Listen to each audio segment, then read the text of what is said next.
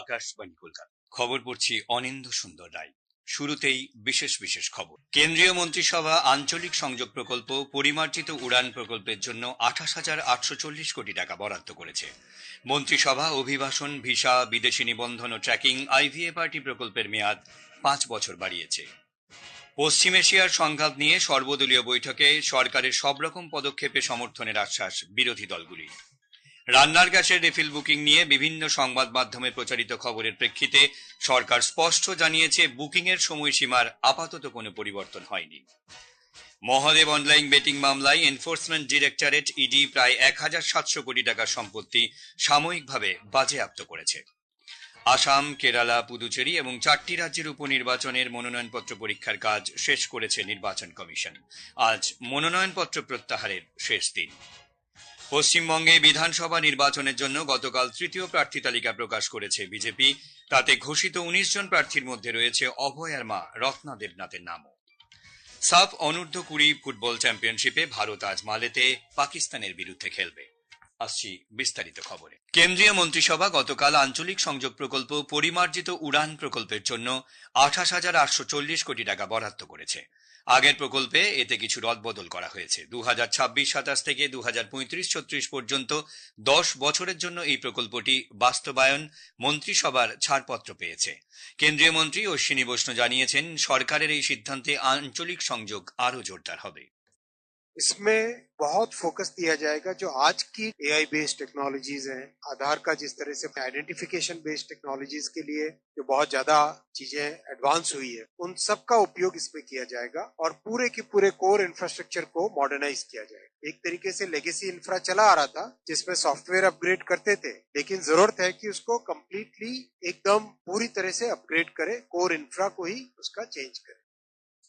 এছাড়া মন্ত্রিসভা অভিবাসন, ভিসা, বিদেশি নিবন্ধন ও ট্র্যাকিং IVFRT প্রকল্পের মেয়াদ 5 বছর বাড়িয়েছে। 2026 সালের 1 এপ্রিল থেকে 2031 সালের মার্চ পর্যন্ত এই প্রকল্প চলবে। এতে ব্যয় ধরা হয়েছে 1,800 কোটি টাকা। IVFRT প্ল্যাটফর্ম ভিসা ও অভিবাসন পরিষেবাকে যেমন আধুনিক করবে, তেমনি সমন্বয় বৃদ্ধি, প্রকৃত ভ্রমণকারীদের জন্য যাত্রা সহজ করবে।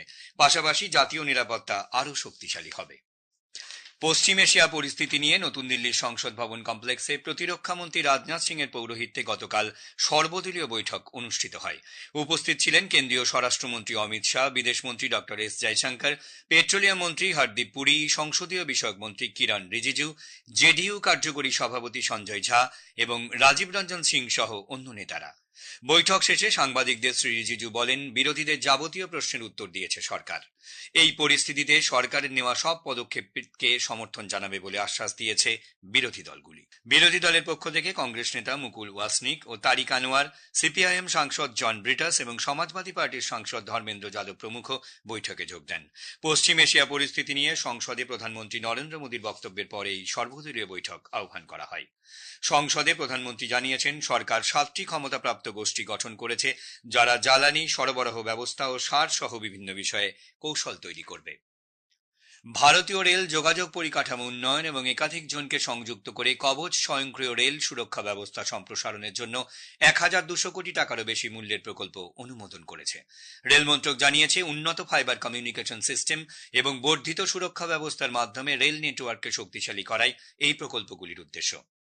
মন্ত্রক জানিয়েছে, সেন্ট্রাল রেলওয়ের 5টি বিভাগকে সংযুক্ত করে 600 কোটি টাকারও বেশি ব্যয়ে একটি শক্তিশালী ডুয়েল ফাইবার কমিউনিকেশন নেটওয়ার্ক স্থাপনের জন্য 2টি বড় প্রকল্প অনুমোদন করা হয়েছে। এতে বলা হয়েছে, একটি নির্ভরযোগ্য দ্বৈত পথ যোগাযোগ ব্যবস্থার ভিত্তি তৈরি করতে অপটিক্যাল ফাইবার এবং ওভারহেড গ্রাউন্ড ওয়্যার সিস্টেম স্থাপন করা হবে, যা নিরবিচ্ছিন্ন যোগাযোগকে সুনিশ্চিত করবে এবং ফাইবার ক্যাপাসিটি লিজ দেওয়ার মাধ্যমে অতিরিক্ত রাজস্ব আয়ের সুযোগও তৈরি হবে। লোকসভায় গতকাল অর্থ বিল 2026 ধ্বনি ভোটে পাশ হয়েছে। এই বিলে 2026-27 আর্থিক বছরের জন্য কেন্দ্রীয় সরকারকে দেওয়া আর্থিক প্রস্তাব রূপায়ণের সংস্থান রয়েছে। এই বিলে সরকারের আনা বিভিন্ন সংশোধনীতেও ছাড়পত্র দিয়েছে সভা।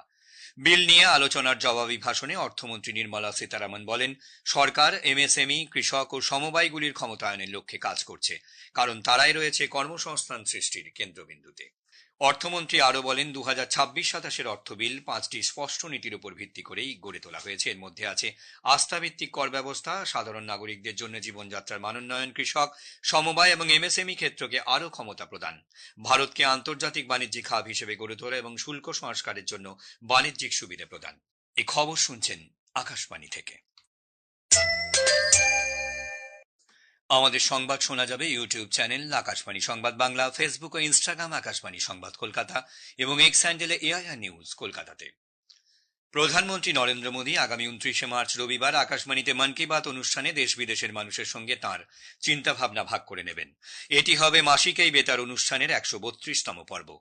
আকাশবাণী ও দূরদর্শনের সবকটি চ্যানেলে সকাল 11টা থেকে এই অনুষ্ঠান শোনা যাবে। আকাশবাণীর সংবাদ website, news on air mobile app, Akashvani ও দূরদর্শনের সংবাদ বিভাগ, প্রধানমন্ত্রীর দপ্তর এবং তথ্য ও সম্প্রচার মন্ত্রকের ইউটিউব চ্যানেলেও অনুষ্ঠানটি শোনা যাবে। হিন্দিতে মূল অনুষ্ঠানটির পর সম্প্রচারিত হবে এর আঞ্চলিক ভাষার তর্জমা। মন কি বাতের জন্য এবারও সাধারণ মানুষের পরামর্শ, বক্তব্য, মতামত জানতে চেয়েছেন প্রধানমন্ত্রী নরেন্দ্র মোদী। বার্তা পাঠানো যাবে MyGov open forum, Narendra Modi app কিংবা 1800117800 টোল ফ্রি নম্বরে।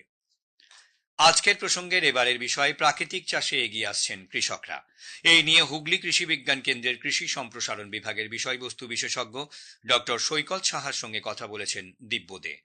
আকাশবাণী সংবাদ বিভাগ প্রযোজিত অনুষ্ঠানটি শুনবেন আজ রাত 8টায় গীতাঞ্জলি প্রচার তরঙ্গ, ডিটিএইচ বাংলা এবং আকাশবাণী সংবাদ কলকাতার সোশ্যাল মিডিয়া প্ল্যাটফর্মে। আসাম, কেরালা, পুদুচেরি এবং 4টি রাজ্যের উপনির্বাচনের জন্য মনোনয়নপত্র পরীক্ষার কাজ শেষ করেছে নির্বাচন কমিশন। এক বিবৃতিতে নির্বাচন কমিশন জানিয়েছে 2140 জন প্রার্থী প্রতিদ্বন্দ্বিতা করছেন, যার মধ্যে আসামের 789 জন, কেরালার 985 জন এবং পুদুচেরির 366 জন প্রার্থী রয়েছেন। এছাড়াও 4টি রাজ্যের উপনির্বাচনে 66 জন প্রার্থী প্রতিদ্বন্দ্বিতা করবেন, যার মধ্যে গোয়া থেকে 3 জন, কর্ণাটক থেকে 50 জন, নাগাল্যান্ড থেকে 7 জন এবং ত্রিপুরা থেকে 6 জন প্রার্থী রয়েছেন। প্রার্থীরা আজ বিকেল 3টে পর্যন্ত মনোনয়নপত্র প্রত্যাহার করতে পারবেন। পশ্চিমবঙ্গে বিধানসভা নির্বাচনের জন্য বিজেপি গতকাল তাদের তৃতীয় প্রার্থী তালিকা প্রকাশ করেছে। এই পর্যায়ে 19 জন প্রার্থীর নাম ঘোষণা করা হয়েছে। পানিহাটি কেন্দ্রে প্রার্থী করা হয়েছে অভয়ার মা রত্না দেবনাথকে, কোচবিহার দক্ষিণে রথীন্দ্রনাথ বসু, রায়গঞ্জে দীনেশ সরকার, ইসলামপুরে চিরঞ্জিত রায়, ইংরেজবাজারে অম্লান ভাদুরীকে প্রার্থী করা হয়েছে। সাময়িক যুদ্ধবিরতির পর আফগানিস্তান পাকিস্তান সীমান্তে গতকাল ফের দুপক্ষের সংঘর্ষ শুরু হয়েছে।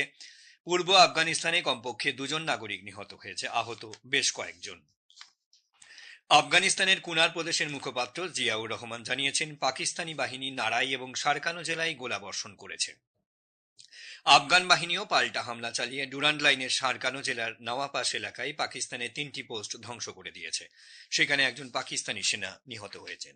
মহাদেব অনলাইন বেটিং মামলায় এনফোর্সমেন্ট ডিরেক্টরেট প্রায় 1700 কোটি টাকার সম্পত্তি সাময়িকভাবে বাজেয়াপ্ত করেছে। ইডির রায়পুর জোনাল অফিস এক বিবৃতিতে জানিয়েছে, অর্থ পাচার প্রতিরোধ আইনের অধীনে এই পদক্ষেপ নেওয়া হয়েছে।